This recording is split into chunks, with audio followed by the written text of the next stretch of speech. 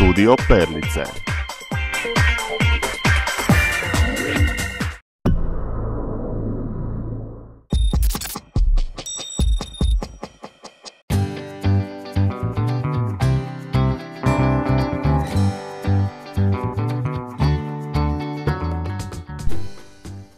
Dobar dan, ja sam Leonarda Bedrica i imam 7 godina.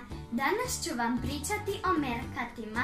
To su prekrasne male životinje koje žive u pustinjama Afrike, ali ih možete vidjeti u svim većim zoološkim vrtovima na svijetu. Ja sam merkate gledala u filmovima i molila mamu da mi kupi jednog za ljubimca, ali je mama rekla da divljim životinjama nije drago boraviti u stanu.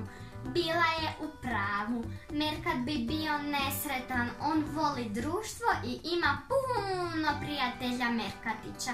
Svi u pijesku kopaju jazbine i rovove u koje se zavuku kad pada kiša.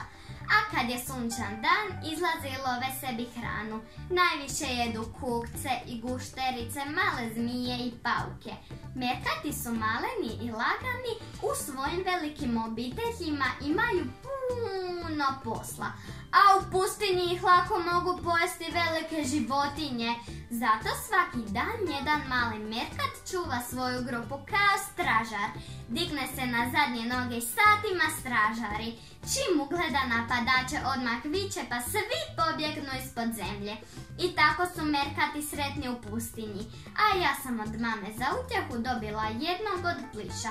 Nema veze što ne može trčati, svejedno mi je drag. A sad moram otići da ne bude dugo sam. Doviđenja!